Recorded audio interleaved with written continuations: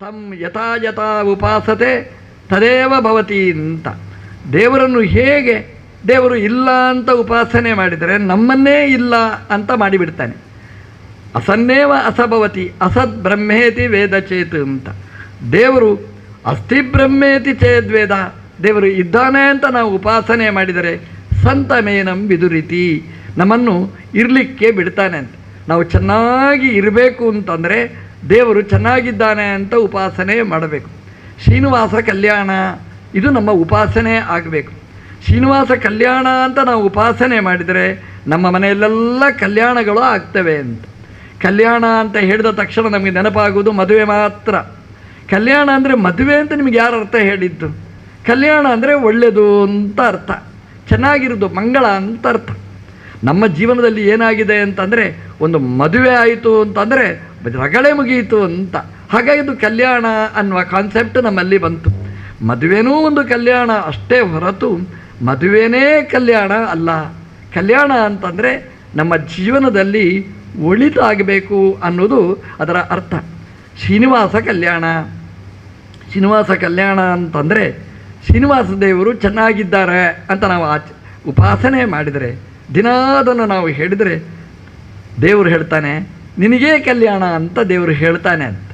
ಅದು ಹಾಗೆ ನೋಡಿ, ನಿಮ್ಮ ಹತ್ರ ಬಂದು ನಿಮ್ಮ ಹತ್ರ ತುಂಬ ಪುಷ್ಪಗಳಿವೆ, ತುಂಬ ಚೆನ್ನಾಗಿದೆ, ಈ ಗಾರ್ಡನ್ ತುಂಬ ಚೆನ್ನಾಗಿದೆ ಅಂತ ಹೇಳಿದ್ರೆ ನಿಮಗೆ ಹೂ ಬೇಕಾ ಅಂತ ನೀವು ಕೇಳ್ತೀರಿ, ಕೊಡ್ತೀರಿ ಒಂದಿಷ್ಟು.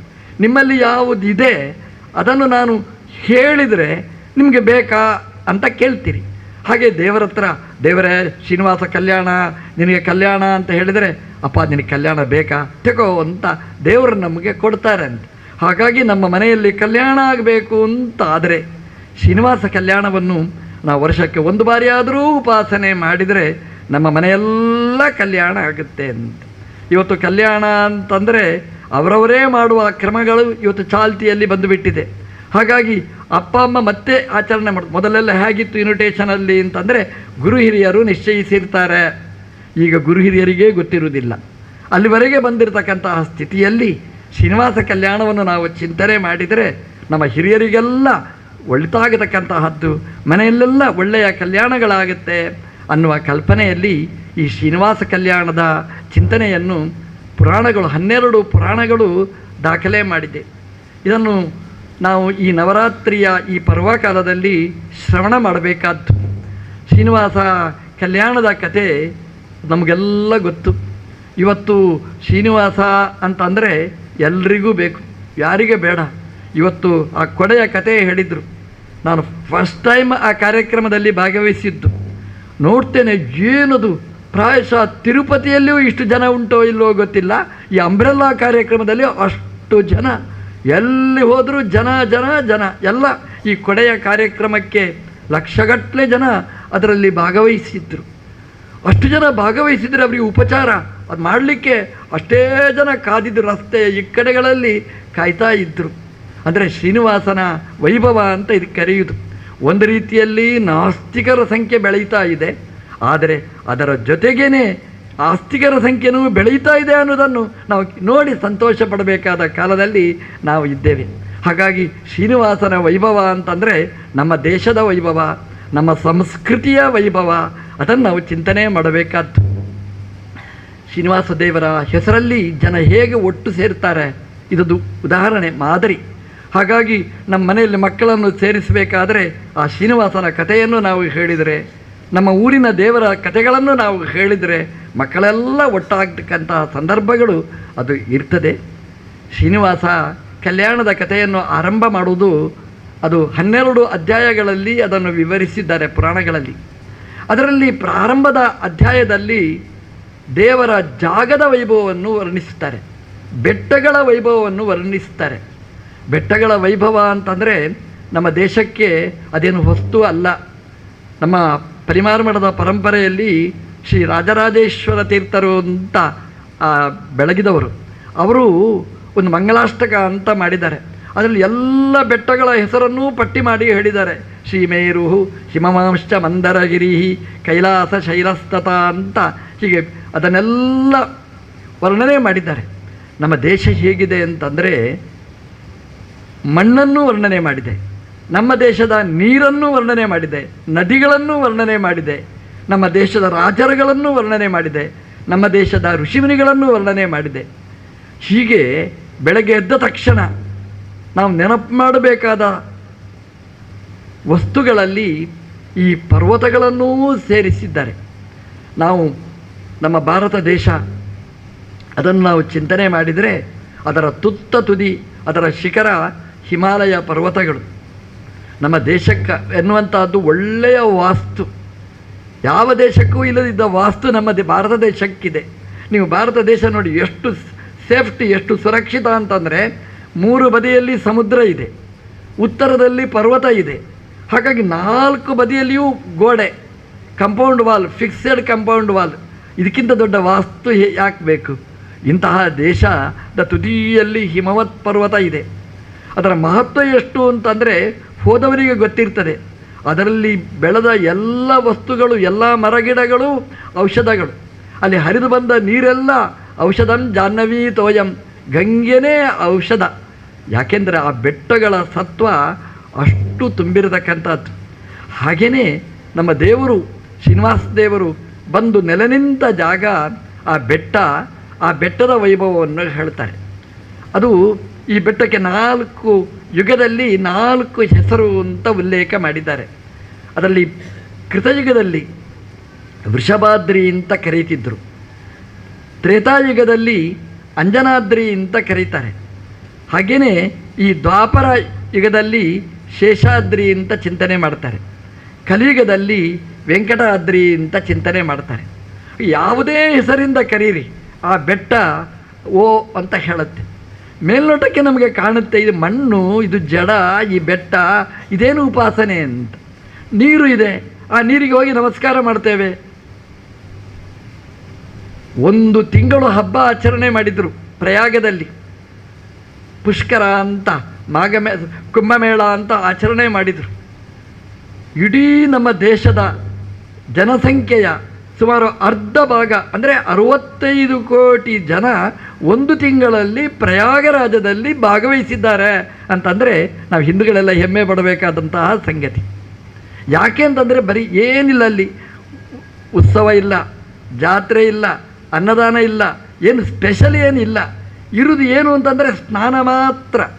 ಆ ಪ್ರಯಾಗದಲ್ಲಿ ಸಂಗಮದಲ್ಲಿ ಸ್ನಾನ ಮಾಡಬೇಕು ಅಂತ 65 ಕೋಟಿ ಜನ ಭಾಗವಹಿಸಿದ್ದಾರೆ ಅಂತಂದರೆ ಒಂದು ನೀರಿನ ಮಿಶ್ರಣ ನಮ್ಮ ದೇಶದ ಅರ್ಧಕ್ಕಿಂತಲೂ ಹೆಚ್ಚು ಜನಸಂಖ್ಯೆಯನ್ನು ಆಕರ್ಷಣೆ ಮಾಡಿದೆ ಅಂತಂದರೆ ಆ ನೀರಿನ ಮಹತ್ವ ಅದು ಎಷ್ಟು ಅಂತ ನಾವು ಅನುಸಂಧಾನ ಮಾಡಬೇಕು. ನೋಡಲಿಕ್ಕೆ ನಮಗೆ ಅದು ನೀರು H2O ಅಂತ ನಾವು ಅಷ್ಟೇ ಹೇಳ್ತೇವೆ. ನಾವು ಬರೀ ಜಡಕ್ಕೋಸ್ಕರ ಅಷ್ಟು ಜನ ಭಾಗವಹಿಸಲಿಕ್ಕೆ ಸಾಧ್ಯನಾ? ಅದನ್ನು ಮೀರಿ ನಿಂತ ಯಾವುದೋ ಒಂದು ಪವರ್ ಅಲ್ಲಿರ್ತದೆ. ಹಾಗಾಗಿ ಅಷ್ಟು ವೈಬ್ರೇಷನ್ ತುಂಬಿರತಕ್ಕಂಥದ್ದು. ಹೇಗೆ ನೀರು, ಅದೇ ರೀತಿ ಮಣ್ಣು ಕೂಡ ಅಷ್ಟೇ ವೈಬ್ರೇಷನ್. ನೀರಲ್ಲಿ ಹೋಗಿ ಪ್ರಾರ್ಥನೆ ಮಾಡಿ ತಾನು ಇಷ್ಟಪಟ್ಟದ್ದನ್ನು ಪಡೆದಿದ್ದಾರೆ. ಅದೇ ರೀತಿ ಆ ಮಣ್ಣಲ್ಲ, ನಮ್ಮ ಹಿರಿಯರು ಅದನ್ನು ಮಣ್ಣು ಜಡವನ್ನು ಪೂಜೆ ಮಾಡುವವರಲ್ಲ. ಒಂದು ಜಡ ಏನು ಮಾತಾಡುತ್ತೆ? ಒಂದು ಗೋಡೆ ಹತ್ರ ಹೋಗಿ ಮಾತಾಡಿದರೆ ಅದು ಏನು ಹೇಳುತ್ತೆ? ಮಣ್ಣು ಪರ್ವತ ಅಂದರೆ ಅಷ್ಟೇ ಅಲ್ಲ, ಅದನ್ನು ಮೀರಿ ನಿಂತ ಶಕ್ತಿ. ಅದರಲ್ಲಿ ದೇವತೆಗಳಿರ್ತಾರೆ, ಅಭಿಮಾನಿ ದೇವತೆಗಳಿರ್ತಾರೆ ಅಂತ ಅದಕ್ಕೆ ಅನುಸಂಧಾನ ಮಾಡಿದ್ದಾರೆ. ಅಂದರೆ ಪರ್ವತದ ಹತ್ರ ಹೋಗಿ ನಾವು ಮಾತಾಡಿದರೆ ಪರ್ವತ ಅದಕ್ಕೆ ಉತ್ತರ ಕೊಡುತ್ತೆ.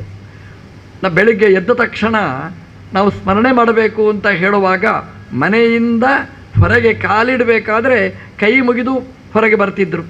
ಸಮುದ್ರ ವಸನೇ ದೇವಿ, ಪರ್ವತ ಸ್ತನಮಂಡಿತೆ, ವಿಷ್ಣು ಪತ್ನಿ ನಮಸ್ತುಭ್ಯಂ, ಪಾದಸ್ಪರ್ಶಂ ಕ್ಷಮಸ್ವಮೆ, ಕೈ ಮುಗಿದು ಬರ್ತಿದ್ರು. ಅಮ್ಮ ಭೂಮಿದೇವಿ, ನಿನ್ನಲ್ಲಿ ಕಾಲಿಡ್ತೇನೆ, ತುಳಿತೇನೆ ಅಂತ ನಮಸ್ಕಾರ ಮಾಡಿ ಕಾಲಿಡಬೇಕಂತೆ. ಅಮ್ಮನಿಗೆ ಖುಷಿ.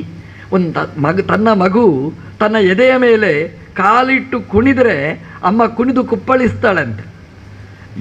ಇನ್ನೊಬ್ಬರು ಯಾರಾದರೂ ಬಂದರೆ ಹೊಡಿತಾರಷ್ಟೆ. ತನ್ನ ಮಗು ತನ್ನಲ್ಲಿ ನಡೆದಾಡಿದರೆ ಹೇಗೆ ಎಂಜಾಯ್ ಮಾಡ್ತಾಳೆ, ಹಾಗೆ ಭೂಮಿದೇವಿ ಎಂಜಾಯ್ ಮಾಡ್ತಾಳಂತೆ. ನಿಜವಾಗಿ ನಾವು ಕಾಲಿನಿಂದ ತುಳಿಯುವಾಗ ನಮಗೆ ಅನುಸಂಧಾನ ಏನಿರಬೇಕು ಅಂತಂದರೆ, ಅಮ್ಮ ನೀನು ನನ್ನ ತಾಯಿ, ನಾನು ನಿನ್ನ ಎದೆಯಲ್ಲಿ ನಾನು ಕಾಲಿಡುತ್ತೇನೆ, ನನ್ನನ್ನು ಕ್ಷಮಿಸು ಅಂತ ಪ್ರಾರ್ಥನೆ ಮಾಡಿದರೆ ಭೂಮಿದೇವಿ ನಮ್ಮನ್ನು ಕ್ಷಮಿಸ್ತಾಳೆ ಅಂತ. ಅಂದರೆ ನಮ್ಮ ಪಾಪ ಅಂತ ಪರಿಗಣನೆ ಮಾಡದೆ ನಮ್ಮನ್ನು ಎತ್ತಿ ಹಿಡಿತಾಳೆ ಅಂತ. ಎಂತಹ ಚಿಂತನೆ ನೋಡಿ. ಪರ್ವತ ಸ್ತನಮಂಡಿತೆ ಅಂತ. ಅಮ್ಮನ ಇಡೀ ದೇಹದಲ್ಲಿ ಮಗುವಿಗೆ ಬೇಕಾದ್ದು ಎದೆಯ ಭಾಗ. ಆ ಪ್ರೀತಿ ಒಂದು ಕಡೆ ಆದರೆ ತನ್ನ ದೇಹಕ್ಕೆ ಬೆಳವಣಿಗೆಗೆ ಕಾರಣವಾದ ಹಾಲು ಸಿಗತಕ್ಕಂಥದ್ದು ಎದೆಯ ಭಾಗದಲ್ಲಿ. ಹಾಗಾಗಿ ಅಮ್ಮನ ಆ ಜಾಗದಲ್ಲಿ ಮಗು ಕುಣಿತಾ ಇರ್ತದಂತೆ. ನಮ್ಮ ದೇಶದ ಅಂದರೆ ಇಡೀ ಭಾರತಾಂಬೆಯ ಕಲ್ಪನೆ ನಾವು ಈ ಭಾರತ ದೇಶಕ್ಕೆ ನಾವು ಮಾಡಿದರೆ ಅದರಲ್ಲಿ ಎದೆಯ ಸ್ಥಾನ ಯಾವುದು, ಹಾಲನ್ನು ಕೊಡುವ ಭಾಗ ಅದು ಯಾವುದು ಅಂದರೆ ಪರ್ವತ ಸ್ತನಮಂಡಿತೆ. ಪರ್ವತ ಅನ್ನುವಂತಹದ್ದು ಅದು ಭೂಮಿದೇವಿಯ ಸ್ತನ ಇದ್ದ ಹಾಗೆಯೇ. ಸ್ತನದಿಂದ ಹಾಲು ಅದು ಹೇಗೆ ಉಮ್ಮಳಿಸಿ ಬರ್ತದೆ, ಅದೇ ರೀತಿ ಪರ್ವತಗಳಿಂದ ಪ್ರೀತಿ ಅಥವಾ ಅನುಗ್ರಹ ಅಥವಾ ನಮ್ಮ ಬೆಳವಣಿಗೆಗೆ ಬೇಕಾದ ಎಲ್ಲ ಸತ್ವಗಳೂ ನಮಗೆ ಲಭಿಸ್ತದೆ ಅಂತ. ಹಾಗಾಗಿ ನಮ್ಮಲ್ಲಿ ಪರ್ವತವನ್ನು ಬರೀ ಮಣ್ಣು ಅಂತ ಕಲ್ಪನೆ ಮಾಡದೆ ತಾಯಿಯ ಎದೆಯ ಹಾಲು ತುಂಬಿದ ಒಂದು ಪವಿತ್ರವಾದ ಜಾಗ ಅಂತ ಅದನ್ನು ಚಿತ್ರಣೆ ಮಾಡಿದ್ದಾರೆ. ತಾಯಿಯ ಎದೆಯ ಹಾಲಿನಿಂದ ಮಕ್ಕಳು ಹೇಗೆ ಬೆಳೆಯುತ್ತಾರೆ ಅದೇ ರೀತಿ ನಾವು ಬೆಳೆಯಬೇಕಾಗಿದ್ದರೆ ಪರ್ವತ ಎನ್ನುವಂಥದ್ದು ನಾವು ಪೂಜೆ ಮಾಡಬೇಕಾದ್ದು ಅನ್ನೋದನ್ನು. ಬರೀ ಮಣ್ಣಲ್ಲ, ಅದು ಅದರ ಹಿನ್ನೆಲೆಯಲ್ಲಿ ಪಾವನತೆ ಅದರಲ್ಲಿ ತುಂಬಿರ್ತದೆ ಅಂತ ರಾಮಾಯಣದಲ್ಲಿ ಹೇಳ್ತಾರೆ. ರಾಮದೇವರು ಕೈಕೇಯಿಯ ಮಾತಿಗೆ ಬೆಲೆ ಕೊಟ್ಟು ಅಯೋಧ್ಯೆಯನ್ನು ಬಿಟ್ಟು ವನಕ್ಕೆ ಕಾಲಿಡ್ತಾರೆ. ರಾಮಾಯಣ ಎಷ್ಟು ಸುಂದರವಾಗಿ ಚಿತ್ರಿಸಿದೆ. ಸಾಮಾನ್ಯವಾಗಿ ಒಂದು ಮನೆಯಿಂದ ಹೊರಗೆ ದಬ್ಬಿದರೆ ಒಬ್ಬರನ್ನು ಆ ಸ್ಥಿತಿ ಹೇಗಿರ್ತದೆ ಲೋಕದಲ್ಲಿ ನೀವು ನೋಡಿ. ಮನೆಯೊಳಗಿರ್ತಾನೆ, ನೀನು ಮನೆಯಿಂದ ಬಿಟ್ಟು ಹೋಗು ಅಂತ ಹೇಳ್ತೀರಿ ಅಂತ ಇಟ್ಟುಕೊಳ್ಳಿ. ಆ ಸ್ಥಿತಿ ನೀವು ಫೋಟೋ ಮಾಡಿ ಒಂದು ವಿಡಿಯೋ ಮಾಡಿ ಇಡಿ, ನೀವು ನೋಡಿ ನೀವು ಹೇಗಿರ್ತದೆ. ಏನು ಕೋಪ ಇರ್ತದೆ ನಮಗೆ, ಏನು ಶಾಪ ಇಡ್ತೇವೆ ನಾವು. ಅಲ್ಲಿ ಹಾಕಿದ ಮೊಳೆಯೆಲ್ಲ ತೆಗೆದು ಗೋಡೆಯನ್ನೆಲ್ಲ ಅಗೆದು ಫೋಟೋ ಎಲ್ಲ ಕಿತ್ತು ಬಿಸಾಡಿ ಎಲ್ಲ ಏನೆಲ್ಲ ರಂಪಾಟ ಮಾಡಲಿಕ್ಕುಂಟೋ ಅಷ್ಟು ಮಾಡಿ ಕೊನೆಗೊಂದಿಷ್ಟು ಮಣ್ಣು ಬಿಸಾಡಿ ಶಾಪ ಇಟ್ಟು ಹಾಳಾಗಿ ಹೋಗಲಿ ಅಂತ ಹೇಳದೆ ನಾವು ಮನೆಯಿಂದ ಹೊರಗೆ ಬರುವುದಿಲ್ಲ. ಯಾಕೆಂದರೆ ಒಳಗಿನ ಆ ಭಾವನೆಗಳೆಲ್ಲ ಅಲ್ಲಿ ವಮನೆ ಮಾಡಬೇಕು ನಮ್ಮದು. ರಾಮದೇವರು ಅಯೋಧ್ಯೆಯನ್ನು ಬಿಟ್ಟು ಬಂದರು. ಏನು ಭಾವನೆ ಇರ್ತದೆ ಅಂತಂದರೆ ರಾಮದೇವರು ಬಂದರೆ ಬೆನ್ನು ಹಾಕಿ ಹೋಗಲಿಲ್ಲಂತೆ ಅಯೋಧ್ಯೆಗೆ ತಿರುಗಿದ. ಅಯೋಧ್ಯೆಯ ಬಾರ್ಡರ್ ಬಂತು ಅಂತಾದಾಗ ಮತ್ತೆ ತಿರುಗಿದರಂತೆ ರಾಮದೇವರು. 2 ಕೈಗಳನ್ನೂ ತಲೆ ಮೇಲೆ ಇಟ್ಟರಂತೆ, ಸಾಷ್ಟಾಂಗ ಪ್ರಣಾಮ ಮಾಡಿದರಂತೆ. ದೇವರು ಜಗದ್ವಂದ್ಯನಾದ ಭಗವಂತ ಆ ಅಯೋಧ್ಯೆಗೆ ನಮಸ್ಕಾರ ಮಾಡಿದ ಅಂತೆ. ಏನು ಹೇಳಿದರು ರಾಮದೇವರು? ಅಮ್ಮ ಅಯೋಧ್ಯೆ ನಾನು ವಾಪಸ್ ಬರುವುದಿಲ್ಲ ಅಂತ ಹೇಳಿಲ್ಲ. ನನಗೆ ನಮ್ಮ ಅಮ್ಮ ಅಪ್ಪ ಕೊಟ್ಟ ಅವಧಿ 14 ವರ್ಷ. 14 ವರ್ಷ ಆದ ಮೇಲೆ ಅಮ್ಮ ಮತ್ತೆ ಬರ್ತೇನೆ, ನಿನ್ನ ಹತ್ರನೇ ಆಶ್ರಯ ಪಡಿತೇನೆ, ನಿನ್ನ ಹತ್ರನೇ ಇರ್ತೇನೆ ಅಂತ ನಮಸ್ಕಾರ ಮಾಡಿ ಹೋದರು ಅನ್ನುವ ಘಟನೆಯನ್ನು ರಾಮಾಯಣ ಉಲ್ಲೇಖ ಮಾಡ್ತದೆ. ನಮ್ಮ ಸಂಸ್ಕೃತಿ ಅಂದರೆ ಹಾಗಿರ್ತದೆ. ಆ ಜನ್ಮಭೂಮಿ ನಮಗೆ ಜನ್ಮ ಕೊಟ್ಟ ಮಣ್ಣು ಅದು ಮಣ್ಣಲ್ಲ, ಅದು ತಾಯಿ ಅನ್ನುವ ಭಾವನೆಯನ್ನು ನಮ್ಮ ಹಿರಿಯರೆಲ್ಲ ಕಲ್ಪಿಸಿಕೊಂಡಿದ್ದಾರೆ. ಇದನ್ನು ನೋಡಿದರೆ ನಮಗೆ ಏನು ಅನಿಸ್ತದೆ ಅಂತ ಅಂದರೆ, ನಮ್ಮ ಪ್ರಧಾನಮಂತ್ರಿಗಳು, ಈಗಿನ ಪ್ರಧಾನಮಂತ್ರಿಗಳು ಮೊದಲನೇ ಸಲ ಪ್ರಧಾನಮಂತ್ರಿಗಳಾಗಿ ಪಾರ್ಲಿಮೆಂಟಿನೊಳಗೆ ಪ್ರವೇಶ ಮಾಡುವಾಗ ಹಾಗೇ ಪ್ರವೇಶ ಮಾಡಲಿಲ್ಲ. ಇದು ಪಾರ್ಲಿಮೆಂಟ್ ಅಲ್ಲ, ಇಡೀ ಭಾರತ ದೇಶದ ದೇವಸ್ಥಾನ ಅಂತ ಅನುಸಂಧಾನ ಮಾಡಿ ಅದಕ್ಕೆ ನಮಸ್ಕಾರ ಮಾಡಿ ಹೊರಟರು ಅನ್ನೋದನ್ನು ನಾವು ಕೇಳ್ತೇವೆ. ಅಂದರೆ ಅದು ಬರೀ ನಮ್ಮ ಭೋಗಭೂಮಿ ಅಲ್ಲ, ಅದು ಕರ್ಮಭೂಮಿ. ನಾವು ಇಡೀ ದೇಶದ ದೊಡ್ಡ ಸಂಪತ್ತು ಇದು ಅಂತ. ಬರೀ ಅದು ಕಟ್ಟಡ ಅಷ್ಟೇ ಆಗಿರುವುದಿಲ್ಲ, ಅದು ಆ ಕಟ್ಟಡದಲ್ಲಿ ತುಂಬಿರತಕ್ಕಂಥ ವಿಶೇಷವಾದ ಶಕ್ತಿಯನ್ನು ನಾವು ಅನುಸಂಧಾನ ಮಾಡಬೇಕಾದ್ದು. ಬರೀ ಮಣ್ಣು ಅನ್ನುವ ಕಲ್ಪನೆ ನಮ್ಮಲ್ಲಿ ಇರಬಾರ್ದು. ಅದನ್ನು ಮೀರಿ ನಿಂತ ಯಾವುದೋ ಒಂದು ಶಕ್ತಿ ಇದೆ ಅಂತ ಅದನ್ನು ಈ ಪುರಾಣಗಳು ಈ ವೆಂಕಟಾದ್ರಿಯಲ್ಲಿ ಅದನ್ನು ಗುರುತಿಸಿದ್ದಾರೆ, ಅದನ್ನು ಪರಿಚಯ ಮಾಡಿಸಿದ್ದಾರೆ. ಅದರ ವೈಭವ ಮುಂದಿನ ಎಲ್ಲ ಅಧ್ಯಾಯಗಳಲ್ಲಿ ಅದನ್ನು ವಿವರಿಸಿದ್ದಾರೆ. 4 ಹೆಸರು ಇದಕ್ಕೆ. ಹೆಸರು ಅಂತಂದರೆ ಬರೀ ಶಬ್ದ ಮಾತ್ರ ಅಲ್ಲ. ವೃಷಭಾದ್ರಿ ಅಂತ ಕರೆದರು. ವೃಷಭಾದ್ರಿ ಅಂತ ಯಾಕೆ ಹೆಸರು ಬಂತು ಅದನ್ನು ಪ್ರಶ್ನೆ ಕೇಳಿಕೊಂಡು ಅದಕ್ಕೆ ಉತ್ತರ ಕೊಡ್ತಾರೆ. ಸುಮ್ಮನೆ ವೃಷಭಾದ್ರಿ ಅಂತ ಹೆಸರು ಕೊಡಲಿಲ್ಲ. ಯಾಕೆ ವೃಷಭಾದ್ರಿ ಅಂತ ಕೊಟ್ಟರು ಅಂತಂದರೆ, ವೃಷಭ ಅಂತ ಒಬ್ಬ ಅಸುರ, ಆ ಪುರಾಣ ಹೇಳುವ ಕತೆ ಹಾಗಿರ್ತದೆ. ವೃಷಭ ಅಂತ ಒಬ್ಬ ಅಸುರ, ಅವನು ತಪಸ್ಸು ಮಾಡಿದ ಅಂತೆ. ಎಂಥ ತಪಸ್ಸು ಅಂತಂದರೆ ಘೋರವಾದ ತಪಸ್ಸು. ಒಂದು ಶಾಲಿಗ್ರಾಮ, ನರಸಿಂಹದೇವರ ಶಾಲಿಗ್ರಾಮ, ನರಸಿಂಹಾಕೃತಿ ಅಂತಲೇ ಪುರಾಣ ಹೇಳುತ್ತೆ. ಅದು ಭಾರೀ ಕರಾಳವಾದ ಮುಖ, ಅದರ ದೊಡ್ಡ ಬಾಯಿ. ಆ ಶಾಲಿಗ್ರಾಮದ ಉಪಾಸನೆ ಮಾಡ್ತಿದ್ದ. 3 ಹೊತ್ತು ಸ್ನಾನ ಮಾಡಬೇಕು, ಸ್ನಾನ ಮಾಡಿ ಆ ಪೂಜೆ ಮಾಡಬೇಕು. ಆ ಶಾಲಿಗ್ರಾಮಕ್ಕೆ ಪೂಜೆ ಮಾಡಿ ಉಪಾಸನೆ ಮಾಡಿ ಮಾಡಿ ಮಾಡಿ ಮಾಡಿ ಅವನು ಆರಾಧನೆ ಮಾಡಿ, ವಿಶೇಷವಾದ ಆರಾಧನೆ ಮಾಡಿದ ಅಂತೆ. ಅವನ ಉಪಾಸನೆಯ ಕ್ರಮ ಹೇಗಿತ್ತು? ಪೂಜೆ ಮಾಡಬೇಕಾದ್ರೆ ಪುಷ್ಪ ಸಮರ್ಪಣೆ ಮಾಡಬೇಕು, ನೈವೇದ್ಯ ಎಲ್ಲ ಕೊಡಬೇಕು. ಏನು ಪುಷ್ಪ? ಅವನು ಪುಷ್ಪಕ್ಕೆಲ್ಲ ಬೇರೆ ಕಡೆ ಹೋಗಲೇ ಇಲ್ಲ. ಪುಷ್ಪ ಸಮರ್ಪಣೆ ಮಾಡಬೇಕು ಅಂತ ಅನಿಸಿದಾಗ ಅವನಿಗೆ ಕಂಡದ್ದು ಬೇರೆ ಪುಷ್ಪ ಅಲ್ಲ, ತನ್ನ ತಲೆಯನ್ನೇ ಕತ್ತರಿಸಬೇಕು, ಆ ಶಾಲಿಗ್ರಾಮದಲ್ಲಿ ನಿಂತ ದೇವರಿಗೆ ಸಮರ್ಪಣೆ ಮಾಡಬೇಕು. ಸಮರ್ಪಣೆ ಮಾಡ್ತಿದ್ದಂತೆ, ತನ್ನ ತಲೆಯನ್ನು ಕತ್ತರಿಸಿ ಸಮರ್ಪಣೆ ಮಾಡ್ತಿದ್ದಂತೆ. ಮತ್ತು ನಾಳೆ ಪೂಜೆಗೆ ಹೇಗೆ? ಅದು ಕತ್ತರಿಸಿದರೆ ಮತ್ತೆ ತಲೆ ಬರಬೇಕು, ಮತ್ತೆ ತಲೆ ಬರ್ತಿತ್ತು, ಮತ್ತೆ ಪುನಃ ಕತ್ತರಿಸಿ ಮರುದಿವಸದ ಪೂಜೆಗೆ ಸಮರ್ಪಣೆ ಮಾಡ್ತಿದ್ದ, ಮತ್ತೆ ತಲೆ ಬರ್ತಿತ್ತು, ಮತ್ತೆ ಸಮರ್ಪಣೆ ಮಾಡ್ತಿದ್ದ. ಹೀಗೆ 5000 ವರ್ಷ ತಪಸ್ಸು ಮಾಡಿದ ಅನ್ನೋದನ್ನು ಪುರಾಣ ಹೇಳುತ್ತೆ. ದೇವರು ಅವನಿಗೆ ಒಲಿದ ಅಂತ ಹೇಳ್ತಾರೆ. ನಾವು ಗಮನಿಸಬೇಕಾದ ಅಂಶ ಏನು ಅಂತಂದರೆ, ತಲೆ ಕತ್ತರಿಸಿ ಪೂಜೆಯನ್ನು ಮಾಡಿದ ಅಂತ, ತನ್ನ ತಲೆಯನ್ನೇ ಕೊಟ್ಟ ಅಂತ. ನಮಗೇನು ಅನಿಸ್ತದೆ ಅಂತಂದರೆ, ಯಾರಾದರೂ ಮಾಡಬಹುದಾದ ತಲೆಯನ್ನು ಕತ್ತರಿಸಿ ಕೊಡಲಿಕ್ಕೆ ಸಾಧ್ಯನಾ? ಆಗ ನಾರಾಯಣ ಭಟ್ರು ಹೇಳಿದ್ರು ಶರಣಾಗತಿ ಅಂತ. ಶರಣಾಗತಿ ಅಂದರೆ ಹಾಗೇನೆ, ಶರಣಾಗತಿಯಲ್ಲಿ ಅದರಲ್ಲಿ ಮತ್ತೆ ಅಪನಂಬಿಕೆಯ ಪ್ರಶ್ನೆನೇ ಇಲ್ಲ. ಮಗು ಅಮ್ಮನನ್ನು ಶರಣಾಗತ ಆಗುತ್ತೆ, ಅಮ್ಮನ ಮೇಲೆ 100% ವಿಶ್ವಾಸ. ಅದಕ್ಕೆ ಅಮ್ಮನ ಬಗ್ಗೆ ಅಪನಂಬಿಕೆ ಇಲ್ಲ. ಇನ್ನೊಬ್ಬರ ಹತ್ರ ಹೋಗಬೇಕಾದ್ರೆ ಆಲೋಚನೆ ಮಾಡುತ್ತೆ, ಅಲ್ಲಿ ಹೋಗಬೇಕಾ ಬೇಡವಾ, ಅಳ್ತದೆ, ಬೇಡ ಬೇಡ ಅಂತ ಹೇಳುತ್ತೆ. ಅಮ್ಮನ ಹತ್ರ ಬರುವಾಗ ಖುಷಿಯಲ್ಲಿ ಬರುತ್ತೆ. ಅಂದರೆ ಅಮ್ಮ ನನಗೇನು ಮಾಡಿದರೂ ಕೂಡ ನನ್ನ ಒಳಿತಿಗೆ ಮಾಡ್ತಾಳೆ, ಹೊತ್ತುಕೊಂಡ್ರೂ ನನ್ನ ಒಳಿತಿಗೆ, ಕೆಳಗಿಟ್ಟು ನಡೆಸಿದರೂ ನನ್ನ ಒಳಿತಿಗೆ, ನನ್ನ ಮಲಗಿಸಿದರೂ ಒಳಿತಿಗೆ, ಕಹಿ ಕೊಟ್ಟರೂ ನನಗೆ ಒಳಿತಿಗೆ, ಸಿಹಿ ಕೊಟ್ಟರೂ ನನಗೆ ಒಳಿತಿಗೆ ಅಂತ ಪೂರ್ತಿಯಾಗಿ ಶರಣಾಗತ ಆಗುತ್ತೆ ಮಗು. ಹಾಗಾಗಿ ಮಗುವಿಗೆ ನಡೆಯಲಿಕ್ಕೆ ಬರುತ್ತೆ, ಮಗುವಿಗೆ ಮಾತಾಡಲಿಕ್ಕೆ ಬರ್ತದೆ, ಮಗು ಒಳ್ಳೆಯ ರೀತಿಯಲ್ಲಿ ಸಮೃದ್ಧವಾಗಿ ಸಮಾಜದಲ್ಲಿ ಬದುಕಲಿಕ್ಕಾಗುತ್ತೆ. ಯಾಕೆಂದರೆ ಶರಣಾಗತ ಆಗಬೇಕು ಜೀವನದಲ್ಲಿ ಯಾರ್ಯಾರಿಗೋ. ಇವತ್ತು ಏನಾಗಿದೆ ಅಂತಂದರೆ, ಅಮ್ಮನಿಗೆ ಶರಣಾಗತ ಆಗೋದು ಬಿಟ್ಟುದು ಯಾರಿಗೋ ಶರಣಾಗತರಾಗುವ ದುಸ್ಥಿತಿ ನಮ್ಮ ಮಕ್ಕಳಿಗೆ ಬರಬಾರದು ಅನ್ನೋದನ್ನು ಪುರಾಣ ಒತ್ತುಕೊಟ್ಟು ಹೇಳುತ್ತೆ. ಅವನು ದೇವರಿಗೆ ಶರಣಾಗತನಾದ. ಹಾಗಾಗಿ ಇದು ಯಾವ ರಾಕ್ಷಸ ಅಂತ ನಾವು ಗಮನಿಸಬೇಕಾದ್ದು. ಒಂದೆರಡು ಗಮನಿಸಬೇಕಾದ ಅಂಶಗಳು ಅಂತಂದರೆ, ಅವನು ತಲೆಯನ್ನು ಕೊಟ್ಟ, ಇದೆಲ್ಲ ಕ್ರಮನೇ ಹಾಗೆ. ಈ ರಾಕ್ಷಸರ ಪೂಜೆಯ ಕ್ರಮ ಹೇಗಿರ್ತದೆ ಅಂತಂದರೆ, ಅವರಿಗೆ ದೇಹದ ಪ್ರಶ್ನೆ ಅಲ್ಲ. ಹಿರಣ್ಯಕಶಿಪುವಿನ ಕತೆ ನಾವು ಕೇಳುತ್ತೇವೆ. ಹಿರಣ್ಯಕಶಿಪು ತಪಸ್ಸು ಮಾಡಿದ 100 ವರ್ಷ ದೇವಮಾನದಲ್ಲಿ ಅಂತ. ಅವನ ದೇಹ ಎಲ್ಲ ಮಣ್ಣಾಗಿ ಹೋಯಿತು, ಅವನು ಚಿಂತೆ ಮಾಡಲಿಲ್ಲ ಅಂತ. ಅವನಿಗೆ ಗೊತ್ತಿತ್ತು ಗ್ಯಾರಂಟಿ ಅಂತ. ಇವತ್ತೆಲ್ಲ ಗ್ಯಾರಂಟಿ ಯುಗದಲ್ಲಿ ನಾವು ಇದ್ದೇವೆ. ಕರ್ನಾಟಕದಲ್ಲಿ ಗ್ಯಾರಂಟಿ ಅಲ್ಲ, ಹೆಣ್ಮಕ್ಕಳು ಬದುಕಿದೆ ಅದರಲ್ಲಿ ಗ್ಯಾರಂಟಿಯಲ್ಲಿ. ರಾಕ್ಷಸರಿಗೆ ಗೊತ್ತಿತ್ತು ಗ್ಯಾರಂಟಿ ಅಂತ. ನಾವು ದೇವರಿಗೆ ನಮ್ಮನ್ನು ಅರ್ಪಣೆ ಮಾಡಿದರೆ ನಮಗೆ ಗ್ಯಾರಂಟಿ, ನಾವು ಏನು ಕಳ್ಕೊಂಡಿದ್ದೇವೆ ಅದು ಅದರೊಟ್ಟಿಗೆ ಪ್ಲಸ್ ಆಗಿ ಇನ್ನೂ ಏನು ಬೇಕೋ ಅದೆಲ್ಲ ಸಿಗ್ತದೆ ಅನ್ನೋದು ಗೊತ್ತಿತ್ತು. ಹಾಗೆ ತಲೆಯನ್ನು ಕತ್ತರಿಸಿದ್ರು. ನಮಗೆ ಯಾಕೆ ಭಯ ಅಂತಂದರೆ, ತಲೆ ಹೋಯಿತು ಅಂದರೆ ನಾಳೆ ಇಲ್ಲದಿದ್ದರೆ ಏನು ಮಾಡೋದು, ನಮಗೆ ಗ್ಯಾರಂಟಿ ಇಲ್ಲ.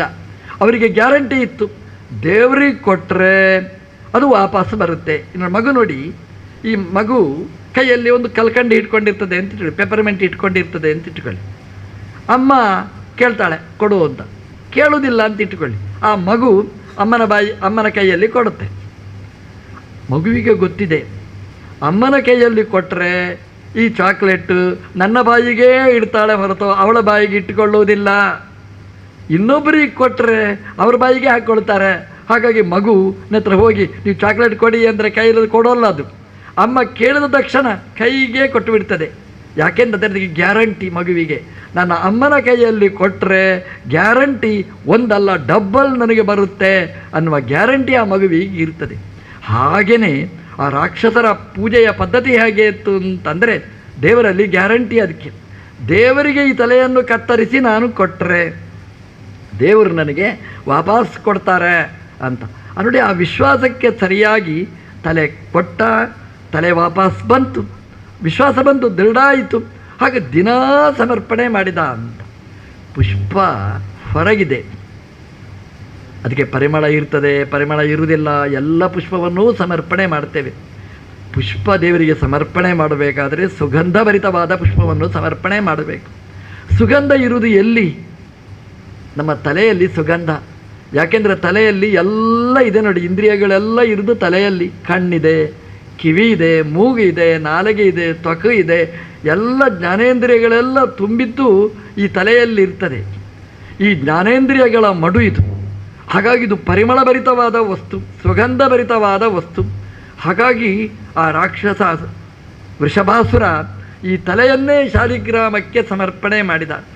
ಯಾಕೆಂತಂದರೆ ಇದು ಸುಗಂಧಭರಿತವಾದ ಪುಷ್ಪ. ಸುಗಂಧ ಅಂದರೆ ಹಾಗೆ ನೋಡಿ, ಅಂದರೆ ಇನ್ನೊಬ್ಬರ ತನಕ ಹರಡಬೇಕು. ಈ ಜ್ಞಾನ ಹಾಗೆ ನೋಡಿ, ನಮ್ಮಿಂದ ಇಡೀ ದೇಶದ ಜ್ಞಾನವನ್ನು ಸಂಪಾದನೆ ಮಾಡ್ತೇವೆ. ಇಲ್ಲಿ ಕೂತು ಅಲ್ಲಿವರೆಗಿದ್ದ ವ್ಯಾಪ್ತಿಯನ್ನು ನಾವು ಅನುಸಂಧಾನ ಮಾಡಲಿಕ್ಕಾಗತ್ತೆ. ಹಾಗಾಗಿ ಇದರ ಮೇಲೆ ದೇವತೆಗಳಿಗೆಲ್ಲ ಇಷ್ಟ ಅಂತೆ. ಹಾಗಾಗಿ ಈ ತಲೆಯನ್ನೇ ಕತ್ತರಿಸಿ ಸಮರ್ಪಣೆ ಮಾಡಿದ. ಅದರ ಅರ್ಥ ಏನು ಗೊತ್ತು? ಭಗವದ್ಗೀತೆಯಲ್ಲಿ ಹೇಳ್ತಾರೆ, ಅಸಂಗ ಶಸ್ತ್ರೇಣ ದೃಢೇನ ಚಿತ್ವ ಅಂತ. ನಮ್ಮ ಪೂಜೆಯಲ್ಲಿಯೂ ಇದು ಆಗಬೇಕು. ತಲೆ ಕತ್ತರಿಸಿ, ತಲೆ ಏನು, ದೇಹವನ್ನೇ ಕತ್ತರಿಸಿ ದೇವರಿಗೆ ಸಮರ್ಪಣೆ ಮಾಡಬೇಕು ಅಂತ. ಕತ್ತರಿಸುವುದು ಅಂದರೆ ಏನು?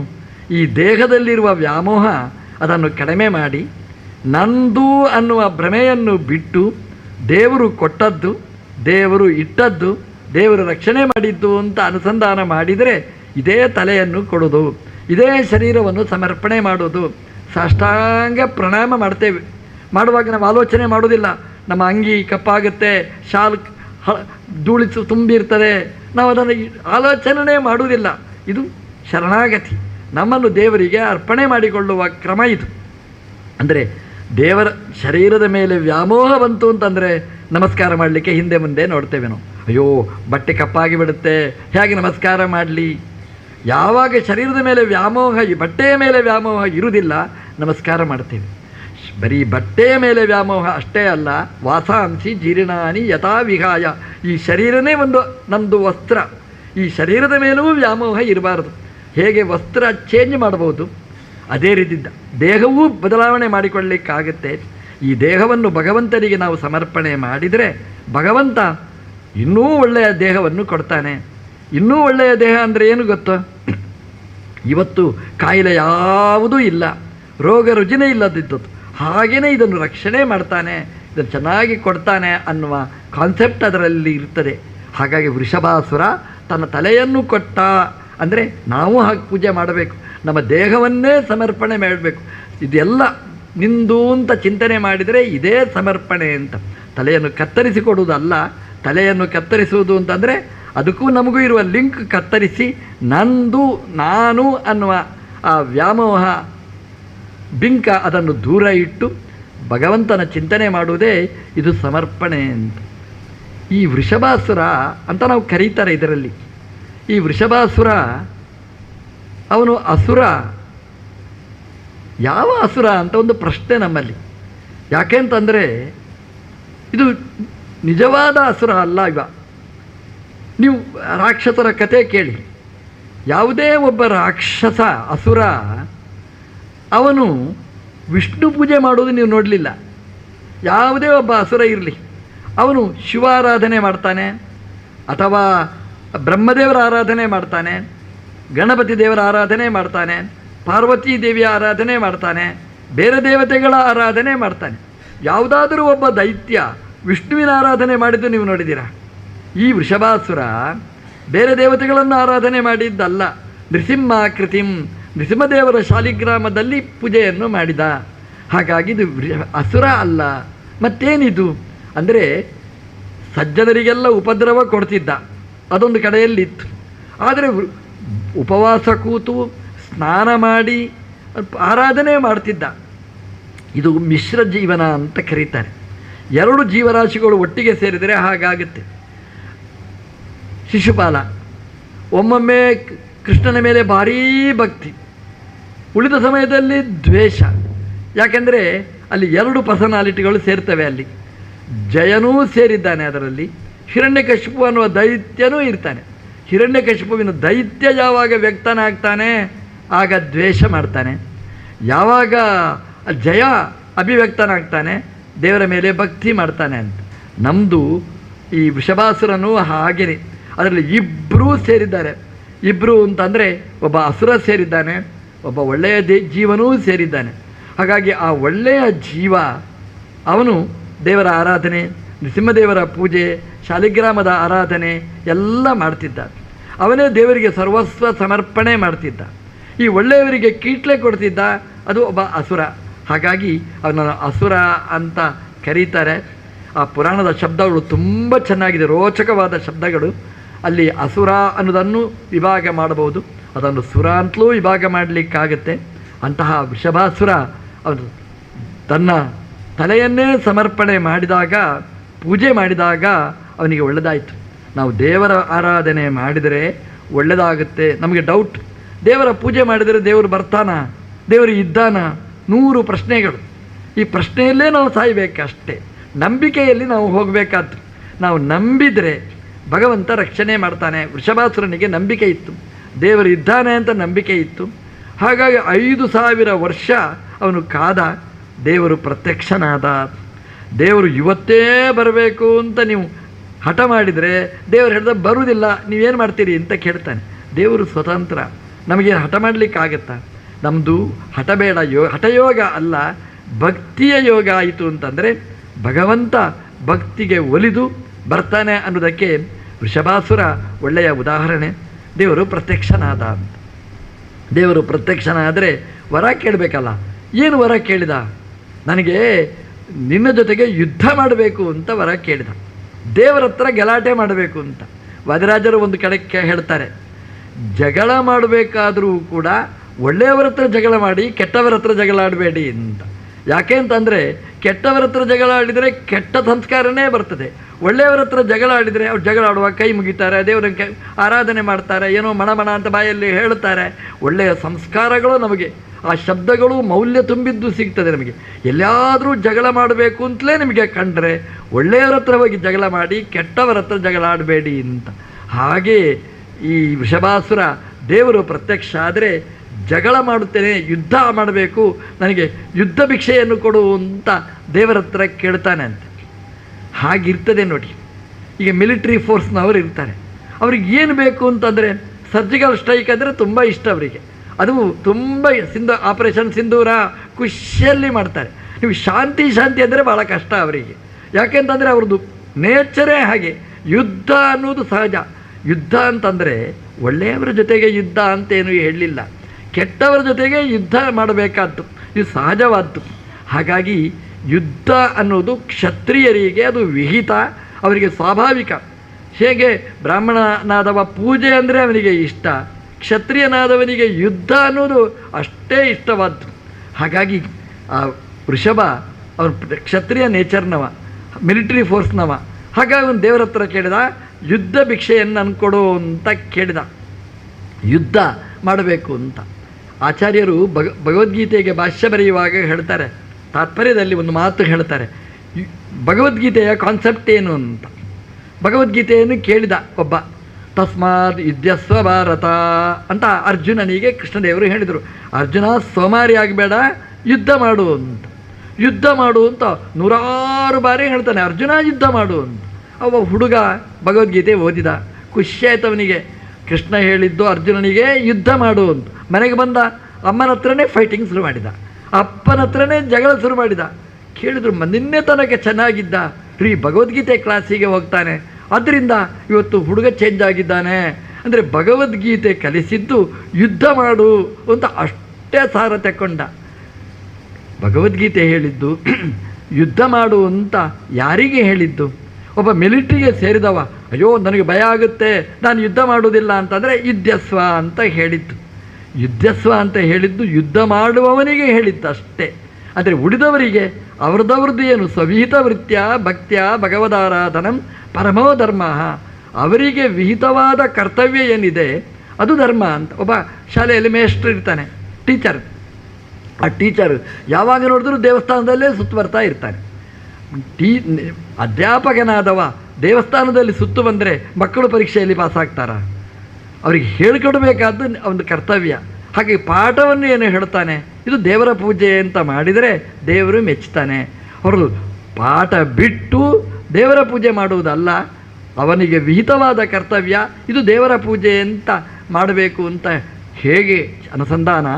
ಅರ್ಜುನ ಕ್ಷತ್ರಿಯನಾದವ, ಯುದ್ಧ ಮಾಡಬೇಕಾದವ, ಯುದ್ಧವನ್ನು ಅನೌನ್ಸ್ಮೆಂಟ್ ಮಾಡಿ ಆಗಿದೆ, ಹಾಗಾಗಿ ಇದನ್ನು ದೇವರ ಪೂಜೆ ಅಂತ ಮಾಡು. ಅದರ ಅನ್ಯಾಯ ಮಾರ್ಗದಲ್ಲಿದ್ದವರು ಯುದ್ಧದಲ್ಲಿ ಸಾಯ್ತಾರೆ, ಅದನ್ನು ಸದೆಬಡಿಯುವುದು ನಮ್ಮ ಉದ್ದೇಶ ಅಂತ ಅನುಸಂಧಾನ ಮಾಡಬೇಕು ಅಂತ ಹೇಳ್ತಾರೆ ನೋಡಿ. ಯುದ್ಧದ ಕಾನ್ಸೆಪ್ಟ್ ಅಂತಂದರೆ ಹಾಗೇ, ಯಾರು ಕೆಟ್ಟವರು ಅವರನ್ನು ದೂರ ಮಾಡಬೇಕು. ಒಂದು ವೇಳೆ ಆಪರೇಷನ್ ಸಿಂಧೂರ ಅದು ಆಗಲಿಲ್ಲ ಅಂತಾದರೆ ಇನ್ನೂ ಆ ದುಷ್ಟರು ಇನ್ನೂ ಆರ್ಭಟ ಮಾಡ್ತಿದ್ರು. ಆಪರೇಷನ್ ಸಿಂಧೂರ ಅಂತ ಒಂದು ಮಾಡಿದ್ರು ನೋಡಿ, ಅದರಿಂದ ಎಲ್ಲ ತಣ್ಣಗಾಗಿ ಉಗ್ರರ ಹಾವಳಿ ಕಡಿಮೆ ಆಗಿರ್ತಕ್ಕಂಥದ್ದು. ದುಷ್ಟರ ತಲೆಗೆ ಬಡಿತಲೇ ಇರಬೇಕು, ಆಗ ಶಿಷ್ಟರಿಗೆ ಬದುಕಲಿಕ್ಕಾಗುತ್ತೆ ಅಂತ. ಯುದ್ಧ ಅನ್ನೋದು ಕ್ಷತ್ರಿಯರಿಗೆ ವಿಹಿತವಾದ್ದು. ವೃಷಭಾಸುರ ಯುದ್ಧ ಭಿಕ್ಷೆಯನ್ನು ಕೇಳಿದ ದೇವರ ಹತ್ರ. ದೇವರು ಹೇಳಿದ ಖುಷಿಯಲ್ಲಿ ಆಗಲಿ ಅಂತ ಹೇಳಿದ. ದೇವರ ಜೊತೆಗೆ ಯುದ್ಧ ನಡೆಯಿತು. ಅವ ಹೇಳಿದ ದಶಾವತಾರದ ವೈಭವ ನಾನು ನೋಡಬೇಕು ಅಂತ ಹೇಳಿದ. ದೇವರು ತೋರಿಸಿದ ಮತ್ಸ್ಯಾವತಾರ ತೋರಿಸಿದರೆ ಈ ವೃಷಭಾಸುರ ಮತ್ಸ್ಯ ರೂಪದಿಂದ ಬಂದ ಅಂತೆ. ದೇವರು ಏನೇನು ಮಾಡಿದ ಅದೆಲ್ಲ ಅನುಕರಣೆ ಮಾಡಿದ ಅಂತೆ. ದೇವರಿಗೆ ಖುಷಿ ಆಯ್ತಂತೆ. ಮಾಯಾಶಕ್ತಿ ಎಷ್ಟಿದೆ, ಇದು ಯಾವುದರ ಫಲ ಗೊತ್ತಾ? ಅವನು ಉಪವಾಸ ಮಾಡಿದ್ದ 5,000 ವರ್ಷ. 5,000 ವರ್ಷ ದೇವರ ಆರಾಧನೆ ಮಾಡಿದ. ಅದರ ಫಲಿತಾಂಶ ಏನು ಅಂತಂದರೆ ಯೋಗ ಶಕ್ತಿಯನ್ನು ಪಡೆದ. ಉಪವಾಸಕ್ಕಿರುವ ಶಕ್ತಿ ತಿನ್ನುವುದರಲ್ಲಿಲ್ಲ, ತ್ಯಾಗದಲ್ಲಿರುವ ಶಕ್ತಿ ಅದು ಭೋಗದಲ್ಲಿಲ್ಲ. ನೀವು ಉಪವಾಸ ಮಾಡಿ ಏಕಾದಶಿ 14 ದಿವಸ ನಿಮಗೆ ಒಳ್ಳೆಯ ಎನರ್ಜಿ ಬರುತ್ತೆ ಅಂತ ಹೇಳ್ತಾರೆ. ದಿನ ಏಕಾದಶಿಯೂ ತಿಂದರೆ ಸೋಮಾರಿಗಳಾಗಿ ಬಿಡ್ತೇವೆ ನಾವು ಅಂತ ಹೇಳ್ತಾರೆ. ತ್ಯಾಗದಲ್ಲಿರುವ ಶಕ್ತಿ ಭೋಗದಲ್ಲಿಲ್ಲ. ಆ ರಾಕ್ಷಸ ತ್ಯಾಗ ಮಾಡಿದ, 5,000 ವರ್ಷ ಉಪವಾಸ ಕೂತ. ಅದರ ಎನರ್ಜಿ ಯೋಗ ಶಕ್ತಿಯಿಂದ ದೇವರು ಏನೇನು ಮಾಡಿದ ಅದೆಲ್ಲವನ್ನೂ ಮಾಡಿ ತೋರಿಸಿದ ಅಂತ. ನಮ್ಮ ದೇವರು ವಿರಾಟ್ ಗರುಡನ ಮೇಲೆ ಕೂತು ವಿರಾಟ್ ರೂಪವನ್ನು ಪ್ರದರ್ಶನ ಮಾಡಿ ಅವನಿಗೆ ಯುದ್ಧವನ್ನು ಕೊಟ್ಟ. ಆ ಯುದ್ಧದಲ್ಲಿ ಅವನು ಸಾಯುವ ಹಂತಕ್ಕೆ ಬರ್ತಾನೆ. ಗೊತ್ತಾಯ್ತು ಅವನಿಗೆ, ನಾನು ಸೋತೆ, ನಾನು ಸಾಯ್ತೇನೆ ಅಂತ ಗೊತ್ತಾಯಿತು. ಆಗ ವೃಷಭಾಸುರ ದೇವರ ಹತ್ರ ಹೇಳ್ತಾನೆ, ಸ್ವಾಮಿ ನಾನು ಸಾಯುವುದಂತೂ ಸುನಿಶ್ಚಿತ, ನಿನ್ನ ಕೈಯಲ್ಲಿ ಸಾಯ್ತಾ ಇದ್ದೇನೆ, ನನ್ನ ಯೋಗ ಅಂತ ಹೇಳಿ ಕೊನೆಗೆ ಒಂದು ಮಾತು ಹೇಳ್ತಾನೆ, ನನ್ನ ಹೆಸರು ಈ ಬೆಟ್ಟದಲ್ಲಿ ಉಳಿಯಲಿ ಅಂತ ದೇವರ ಹತ್ರ ಪ್ರಾರ್ಥನೆ ಮಾಡಿದ. ಹಾಗಾಗಿ ಆ ಬೆಟ್ಟಕ್ಕೆ ವೃಷಭ ಅನ್ನುವ ಹೆಸರನ್ನು ಇಟ್ಟಿದ್ದಾರೆ. ವೃಷಭಾಚಲ ಅಂತ ಅದನ್ನು ಕರೀತಾರೆ. ಅಂದರೆ ಅದರ ಉದ್ದೇಶ ಏನು ಅಂತಂದರೆ, ವೃಷಭ ಅಂತಂದರೆ ತಪಸ್ಸು ಮಾಡಿ ವೃಷಭ ಶ್ರೇಷ್ಠನಾದವ, ಅವನ ಹೆಸರನ್ನು ಆ ವೃಷಭಾಚಲಕ್ಕೆ ಇಟ್ಟಿದ್ದಾರೆ. ಒಂದು ಸಾಧನೆ ಮಾಡಿದರೆ ಫಲ ಬರುತ್ತೆ ಅನ್ನೋದನ್ನು ನಾವು ವೃಷಭಾಚಲದಿಂದ ನಾವು ಕಲಿಬೇಕಾದ್ದು. ದೇವರಿಗೋಸ್ಕರ ನಾವು ತ್ಯಾಗ ಮಾಡಿದರೆ ನಮಗೆಲ್ಲವೂ ಲಭಿಸ್ತದೆ. ಆ ವೃಷಭ ರೂಪದಿಂದ ಅವನು ಆ ಬೆಟ್ಟದಲ್ಲಿ ಸಾಧನೆ ಮಾಡಿದ. ಸಾಧನೆಗೆ ಮೆಚ್ಚಿ ಭಗವಂತ ಅವನಿಗೆ ಶಕ್ತಿಯನ್ನು ಕೊಟ್ಟ, ಎಲ್ಲ ಸಮೃದ್ಧಿಯನ್ನು ಕೊಟ್ಟ, ದೇವರ ನೋಡುವ ಶಕ್ತಿಯನ್ನು ಕೊಟ್ಟ, ದೇವರ ಜೊತೆಗೆ ಯುದ್ಧ ಮಾಡುವ ಶಕ್ತಿಯನ್ನು ಕೊಟ್ಟ. ಹೇಗೆ ಮಗು ತಾಯಿಯ ಜೊತೆಗೆ ಯುದ್ಧ ಮಾಡುತ್ತೆ ಅಂತಂದರೆ ಮಗು ಅಮ್ಮನನ್ನು ಸೋಲಿಸ್ತು ಅಂತ ಅರ್ಥ ಅಲ್ಲ. ಮಗು ಅಮ್ಮನ ಜೊತೆಗೆ ಯುದ್ಧ ಮಾಡಿತು ಅಂತಂದರೆ ಅಮ್ಮ ಸೋತ ಹಾಗೆ ಮಾಡ್ತಾಳೆ, ಮಗು ಗೆದ್ದ ಹಾಗೆ ಮಾಡಿಸ್ತಾಳೆ ಅಷ್ಟೇ. ಹಾಗೆ ವೃಷಭ ಅವನು ಸೋತ, ದೇವರನ್ನು ಸೋಲಿಸಿದ. ದೇವರು ಆ ವೃಷಭನಿಗೆ ಅನುಗ್ರಹ ಮಾಡಿದರು. ವೃಷಭಾಚಲ ಅಂತ ಅದನ್ನು ಕರೀತಾರೆ. ವೃಷಭಾಚಲ ಯಾಕೆ ಅಂತಂದರೆ ಸಾಧನೆ ಮಾಡಿದವನಿಗೆ ಫಲ ಎಂಬಂತಹದ್ದು ಸಿಗ್ತದೆ. ನಾವು ಬೆಟ್ಟ ಹತ್ತಿ ಹೋಗುವಾಗ ಈ ವೃಷಭದ ಕಥೆಯನ್ನು ಅನುಸಂಧಾನ ಮಾಡಿದರೆ ಆ ವೃಷಭ ಹೇಗೆ ದೇವರನ್ನು ಕಂಡ, ನಮಗೂ ಶ್ರೀನಿವಾಸ ದೇವರ ದರ್ಶನ ಅದು ಸುಲಭವಾಗಿ ಆಗುತ್ತೆ ಅನ್ನುವ ಅನುಸಂಧಾನ ಅದರಲ್ಲಿ ತುಂಬಿರ್ತದೆ. ನಾವು ಪಾದಯಾತ್ರೆ ಅಂತ ನಾವು ಮಾಡ್ತೇವೆ, ಬೆಟ್ಟ ಹತ್ತಿ ಹೋಗ್ತಾ ಇರ್ತೇವೆ. ಬೆಟ್ಟ ಹತ್ತಿ ಹೋಗುವಾಗ ಬೆಟ್ಟ ಮೊದಲನೇ ಮೆಟ್ಲು ಹತ್ತುವಾಗ ಆರಂಭ ಮಾಡಿದ ಹಾಳು ಹರಟೆ ದೇವಸ್ಥಾನಕ್ಕೆ ಹೋಗುವ ತನಕನೂ ಮುಂದುವರಿದರೆ ಅದು ಪಾದಯಾತ್ರೆಯಾಗ ಹಾಗಾಗುತ್ತೆ, ಅದು ಜೀವನಯಾತ್ರೆ ಆಯಿತು ಅಷ್ಟೇ, ಪಾದಯಾತ್ರೆ ಆಗುವುದಿಲ್ಲ. ಆಗಬೇಕಾದ್ರೆ ಈ ವೃಷಭನ ಕಥೆಯನ್ನು ಅನುಸಂಧಾನ ಮಾಡಬೇಕು. ವೃಷಭ ಅವನು ಹೇಗೆ 5,000 ವರ್ಷ ತನ್ನ ತಲೆಯನ್ನೇ ಸಮರ್ಪಣೆ ಮಾಡಿದ. ನಮ್ಮದು ಹಾಗಾಗಬೇಕು. ಬೆಟ್ಟದ ಮೊದಲನೇ ಮೆಟ್ಲಲ್ಲಿ ಹತ್ತಿ ದೇವರ ಹತ್ರ ಹೋಗುವ ತನಕನೂ ನಮ್ಮ ತಲೆಯನ್ನು ದೇವರಿಗೆ ಕೊಡಬೇಕು. ನಮ್ಮ ಶಿರಸ್ಸಿನ ಪುಷ್ಪವನ್ನು ದೇವರಿಗೆ ಸಮರ್ಪಣೆ ಮಾಡಬೇಕು. ಅದರ ಅರ್ಥ ನಮ್ಮ ತಲೆಯೊಳಗೆ ಎಲ್ಲಿಯೂ ಕಿವಿಯಿಂದ ಕೆಟ್ಟ ಶಬ್ದಗಳು ಬರಬಾರ್ದು. ಅದು ಏನಿದ್ರೂ ದೇವರ ಶಬ್ದಗಳೇ ಬರಬೇಕು. ಕಣ್ಣಿಂದ ಬೇರೆ ಯಾವುದೂ ನೋಡಬಾರ್ದು. ಮೇಲೆ ಹತ್ತಾ ಇರ್ತೇವೆ, ಮೊಬೈಲ್ ನೋಡ್ತಾ ಇರ್ತೇವೆ, ದೇವರೊಂದು ಬಿಟ್ಟು ಮತ್ತೆಲ್ಲ ದೆವ್ವಗಳನ್ನು ನೋಡ್ತಾ ಇರ್ತೇವೆ. ಅದು ಹೇಗೆ ಪಾದಯಾತ್ರೆ ಪ್ರದಕ್ಷಿಣೆ ಅದಾಗುತ್ತೆ? ಈ ತಲೆಯನ್ನು ದೇವರಿಗೆ ಸಮರ್ಪಣೆ ಮಾಡಬೇಕು. ಬಾಯಲ್ಲಿ ಹರಟೆ ಮಾತುಗಳಿಲ್ಲ, ದೇವರ ಸ್ತೋತ್ರಗಳನ್ನೇ ಹೇಳಿಕೊಂಡು ನಾವು ಮಾಡಿದರೆ ಪ್ರದಕ್ಷಿಣೆನೋ ಅಥವಾ ಮೆಟ್ಲು ಹತ್ತುವ ಮೆಟ್ಲುತ್ಸವನೋ ಅದು ಚೆನ್ನಾಗಿ ನಡೆಯಬೇಕು ಅಂತಾದರೆ ನಮ್ಮ ತಲೆಯನ್ನೇ ಭಗವಂತನಿಗೆ ಸಮರ್ಪಣೆ ಮಾಡಬೇಕು. ವೃಷಭಾಚಲಕ್ಕೆ ಹತ್ತುವಾಗ ನಮ್ಮ ಅನುಸಂಧಾನ ಏನಿರಬೇಕು ಅಂತಂದರೆ, ದೇವರು ಮೆಚ್ಚುವ ಯಾತ್ರೆ ಇದು ಆಗಬೇಕಾದ್ರೆ ನಮ್ಮ ತಲೆಯನ್ನು ದೇವರಿಗೆ ಕೊಡಬೇಕು. ಹೀಗೆ ಅನುಸಂಧಾನ ಮಾಡಿ ನಾವು ಬೆಟ್ಟ ಹತ್ತಿದರೆ ನಮ್ಮ ತಲೆಯನ್ನು ದೇವರಿಗೆ ಕೊಟ್ಟರೆ ದೇವರ ತಲೆ ನಮ್ಮ ಕಣ್ಣಿನೊಳಗೆ ನಮ್ಮ ಮನಸ್ಸಿನೊಳಗೆ ಮೂಡಿ ಶ್ರೀನಿವಾಸನ ದರ್ಶನ ನಮಗಾಗುತ್ತೆ, ಅನುಗ್ರಹ ಆಗುತ್ತೆ ಅನ್ನುವ ಕಥೆಯನ್ನು ಈ ಮೊದಲನೆಯ ಅಧ್ಯಾಯದಲ್ಲಿ ಪ್ರಾರಂಭದಲ್ಲಿ ಪೀಠಿಕೆಯಾಗಿ ಕೃತಯುಗದ ಧರ್ಮವನ್ನು ವರ್ಣನೆ ಮಾಡ್ತಾರೆ. ಕೃತಯುಗದಲ್ಲಿ ಇದಕ್ಕೆ ವೃಷಭಾಚಲ ಅಂತ ಹೆಸರು ಅಂತ. ತ್ರೇತಾಯುಗದಲ್ಲಿ ಅಂಜನಾದ್ರಿ ಅಂತ ಕರೀತಾರೆ ಅಂತ ಹೇಳ್ತಾರೆ. ಅಂಜನಾ ಅಂತಂದರೆ ಹನುಮಂತ ದೇವರ ತಾಯಿ. ಹನುಮಂತ ದೇವರು ನಮಗೆ ಪ್ರಸಿದ್ಧ, ಅಂಜನಾದೇವಿ. ಹಾಗಾಗಿ ಹನುಮಂತ ದೇವರಿಗೆ ಆಂಜನೇಯ ಅಂತ ಹೆಸರು. ಅಂದರೆ ಅಂಜನಾದೇವಿಯಲ್ಲಿ ಹನುಮಂತ ದೇವರು ಅವತರಿಸ್ತಾರೆ. ನಿಜವಾಗಿ ಅಂಜನಾದೇವಿ ಅಥವಾ ಕೇಸರಿ ಅನ್ನುವಂತಹ ಕಪಿ ಅಲ್ಲಿ ಇದ್ದದ್ದು ನಮ್ಮ ಕರ್ನಾಟಕದಲ್ಲಿ ಹಂಪೆಯಲ್ಲಿ ಪಂಪಾದಲ್ಲಿ ಇದ್ದದ್ದು. ಮತಂಗ ಋಷಿಗಳು ಹೇಳಿದ್ರಂತೆ, ಅಮ್ಮ ಅಂಜನಾದೇವಿ, ನೀನು ತಪಸ್ಸು ಮಾಡು, ನಿನಗೆ ದೇವರು ಒಲಿತಾನೆ, ವಾಯುದೇವರು ಒಲಿತಾರೆ, ನೀನು ಬೆಟ್ಟದ ಹತ್ತಿರ ಹೋಗು ಅಂತ. ಮತಂಗ ಋಷಿಗಳು ಅವರು ಮತಂ ಗಚ್ಚಂತಿ, ದೇವರಿಗೆ ಯಾವುದು ಮತ ಅದನ್ನು ತಿಳ್ಕೊಂಡವರು, ಭಗವಂತನಿಗೆ ಯಾವುದು ಸಮ್ಮತ ಅದನ್ನು ಚೆನ್ನಾಗಿ ಬಲ್ಲವರು. ಹಾಗಾಗಿ ಆ ಮತಂಗ ಋಷಿಗಳು ಹೇಳಿದರು, ಅಮ್ಮ ನೀನು ಆ ಬೆಟ್ಟದಲ್ಲಿ ಹೋಗಿ ತಪಸ್ಸು ಮಾಡು, ನಿನಗೆ ವಾಯುದೇವರು ಅನುಗ್ರಹಿಸ್ತಾರೆ ಅಂತ. ಅಂಜನಾದೇವಿ ಬಂದಳು, ಬೆಟ್ಟದಲ್ಲಿ ತಪಸ್ಸು ಮಾಡಿದ್ಲು. ಎಷ್ಟು ವರ್ಷ ತಪಸ್ಸು ಮಾಡಿದ್ದಾಳೆ.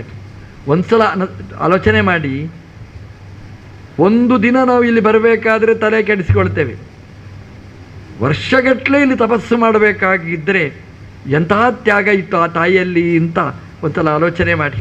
ಹಾಗೆ ಅಂಜನಾದೇವಿ ಅಲ್ಲಿಗೆ ನಿರಂಜನೆಯಾಗಿ ದೋಷರಹಿತಳಾಗಿ ಯಾವುದೇ ಕಶ್ಮಲ ಇಲ್ಲದೆ ಯಾವುದೇ ಫಲಾಪೇಕ್ಷೆ ಇಲ್ಲದೆ ವಾಯುದೇವರ ಉಪಾಸನೆಯನ್ನು ಮಾಡಿದ್ದಾಳಂತೆ. ಈ ಬೆಟ್ಟದಲ್ಲಿ ವರ್ಷಗಟ್ಟಲೆ ತಪಸ್ಸು ಮಾಡಿದ್ದಕ್ಕೆ ವಾಯುದೇವರು ಸಂತೋಷಪಟ್ಟರು.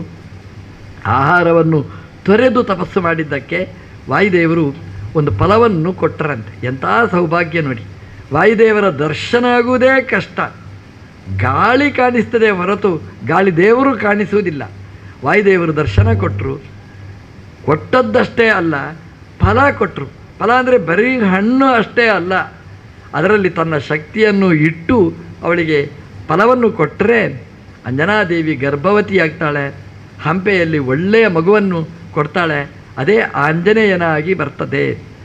ಮಕ್ಕಳಾಗಲಿಲ್ಲ ಅಂತ ಹೇಳ್ತಾರೆ ನೋಡಿ, ಅದಕ್ಕೆ ಕೊಟ್ಟ ಉತ್ತರ, ಪುರಾಣಗಳು ಕೊಟ್ಟ ಉತ್ತರ ಇದು. ಮಗು ಅದು ಯಾರದೇ ಸಾಮರ್ಥ್ಯ ಅಲ್ಲ, ಜನ್ಮಾದಿ ಅಸ್ಯ ಯತಃ. ಮಗುವನ್ನು ಕೊಡೋದು ಭಗವಂತನ ಧರ್ಮ ಅಂತೆ. ದೇವರು ಕೊಟ್ಟರೆ ಇದು ಇದೆ ಅಷ್ಟೇ. ಅದರ ಜನ್ಮ ಆಗಲಿ, ಅದರ ರಕ್ಷಣೆ ಆಗಲಿ, ಎಲ್ಲವೂ ಭಗವಂತನ ಅಧೀನ. ಮಕ್ಕಳು ಹುಡ್ತಾರೆ, ಮಾತೇ ಬರುವುದಿಲ್ಲ, ಅದೆಲ್ಲ ಕೊಡೋದು ಭಗವಂತ. ಅಂಜನಾದೇವಿಯ ಅನುಭವ ಅದಕ್ಕೆ ಮುಖ್ಯ. ಯಾವುದೋ ಮಗು ಹುಟ್ಟಬಾರದು, ಅಂಗವಿಕಲ ಅಥವಾ ಮಾತೇ ಬಾರದೇ ಇದ್ದದ್ದು ಅಂಥ ಮಗು ಅಲ್ಲ. ಎಂಥ ಮಗು! ಯೇ ಗುಣಾ ನಾಮ ಜಗತ್ ಪ್ರಸಿದ್ಧಾ ಯಂ ತೇಷು ಸ್ಮ ನಿದರ್ಶಯಂತಿ.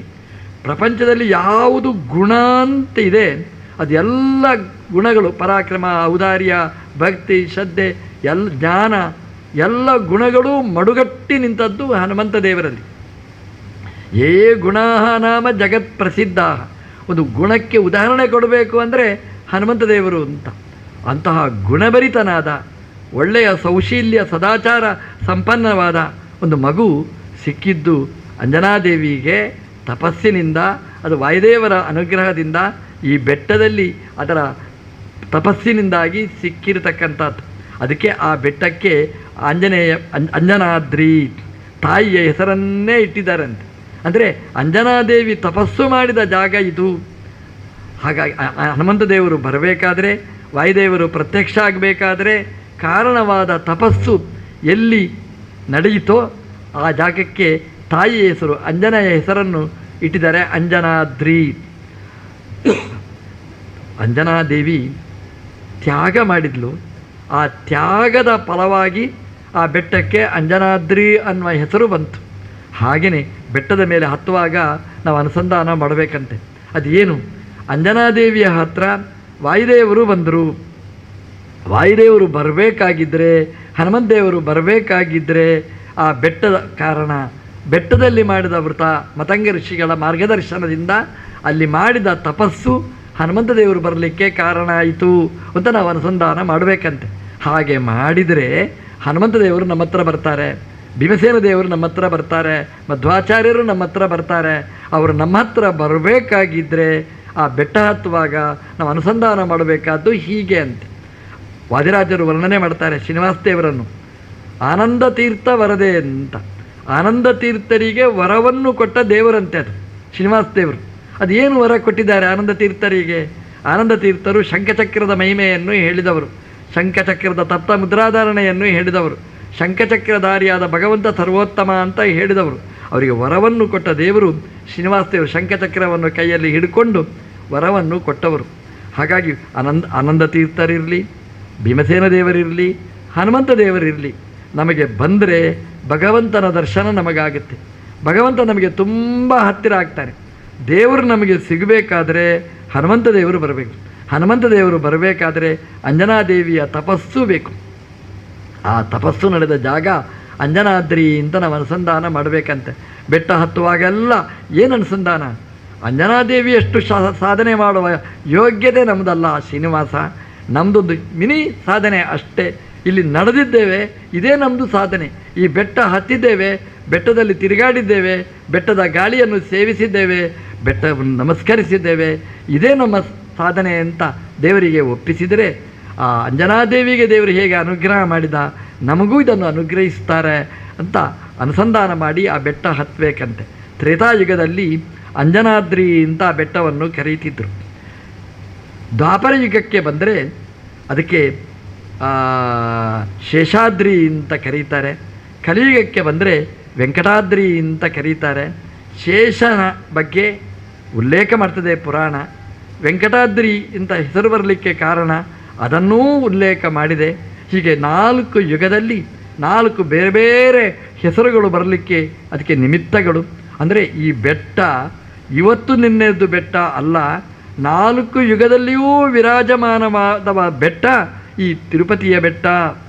ಈ ಬೆಟ್ಟವನ್ನು ನಮಗೆ ಬೇಕು ಅಂತ ಬಲಾತ್ಕಾರ ಮಾಡಬೇಕು ಅಂತ ಹೊರಟರು ನೋಡಿ, ಅದು ಎಂದೂ ನಡೆಯುವುದಿಲ್ಲ. ಯಾಕೆ ಅಂತಂದರೆ ನಾವೆಲ್ಲ 4 ದಿನ ಇರುವವರು, ಆದರೆ ಈ ಬೆಟ್ಟ 4 ಯುಗದಲ್ಲಿ ಇರತಕ್ಕಂತಹ ಬೆಟ್ಟ. ಹಾಗಾಗಿ ಶಾಶ್ವತವಾದ ಬೆಟ್ಟ. ಅದನ್ನು ಮುಟ್ಲಿಕ್ಕೆ ಹೋಗಬೇಡಿ, ಅದನ್ನು ಕೈ ಮುಗಿರಿ, ಉಪಾಸನೆ ಮಾಡಿ, ಸಾಧನೆಗೆ ಉಪಯೋಗ ಮಾಡಿ, ಅಷ್ಟೇ ಹೊರತು ಸ್ವಾರ್ಥಕ್ಕೆ ಇದನ್ನು ಬಳಸಿಕೊಳ್ಳಲಿಕ್ಕೆ ಆಗುವುದಿಲ್ಲ ಅನ್ನುವ ಅನುಸಂಧಾನವನ್ನು ಈ ಪುರಾಣ ನಮಗೆ ಕೊಟ್ಟು, ಈ ಬೆಟ್ಟವೇ ಇಷ್ಟು ಮಹತ್ವ ಇದ್ದರೆ ಬೆಟ್ಟದ ಒಡೆಯ ಆ ಶ್ರೀನಿವಾಸನ ವೈಭವ ಅದೆಷ್ಟಿರಬೇಕು ಅನ್ನೋದನ್ನು ತಿಳಿಸ್ತಾ ಇದೆ. ನಾವು ಪೂಜೆ ಮಾಡುವಾಗ ಶಾಲಿಗ್ರಾಮ ಪೂಜೆ ಮಾಡ್ತೇವೆ. ಆ ಶಾಲಿಗ್ರಾಮವನ್ನು ಒಂದು ಸಂಪುಟದಲ್ಲಿ ಇಡ್ತೇವೆ, ಒಂದು ಪೆಟ್ಟಿಗೆಯಲ್ಲಿ ಇಟ್ಟಿರ್ತೇವೆ. ಆ ಪೆಟ್ಟಿಗೆ ಭಾರೀ ಪೂಜೆ ಗೌರವ ಸ್ಥಾನವನ್ನು ಪಡೀತದೆ. ಬರೀ ಪೆಟ್ಟಿಗೆ ಅಲ್ಲ, ಅದರ ಒಳಗಿರುವ ಶಾಲಿಗ್ರಾಮದಿಂದಾಗಿ ಆ ಸಂಪುಟಕ್ಕೆ ಬೆಲೆ. ಅದೇ ರೀತಿ ಈ ಬೆಟ್ಟಕ್ಕೆ ನಮ್ಮ ದೇವರು ನಿಂತದ್ದರಿಂದ ಅದಕ್ಕೆ ತುಂಬ ಬೆಲೆ. ಅಂತಹ ಬೆಟ್ಟವನ್ನು ಅನುಸಂಧಾನ ನಾವು ಮಾಡಿದರೆ ಸ್ವಾಮಿ ಶ್ರೀನಿವಾಸ ಆ ಬೆಟ್ಟ ಅಲ್ಲ, ಇದೇ ವೃಷಭಾದ್ರಿ. ಈ ಶರೀರನೇ ಅಂಜನಾದ್ರಿ, ಈ ಶರೀರನೇ ಇದು ಶೇಷಾದ್ರಿ, ಇದೇ ವೆಂಕಟಾದ್ರಿ ಅಂತ ನಾವು ಅನುಸಂಧಾನ ಮಾಡಿದರೆ ಆ ಬೆಟ್ಟದಿಂದ ಹಾರಿ ಶ್ರೀನಿವಾಸ ನಮ್ಮಲ್ಲಿ ಬಂದು ಕೂತು ನಮ್ಮನ್ನು ಅನುಗ್ರಹ ಮಾಡ್ತಾನೆ ಎಂಬಲ್ಲಿಗೆ ಇವತ್ತಿನ ಪ್ರವಚನವನ್ನು ಕೃಷ್ಣಾರ್ಪಣ.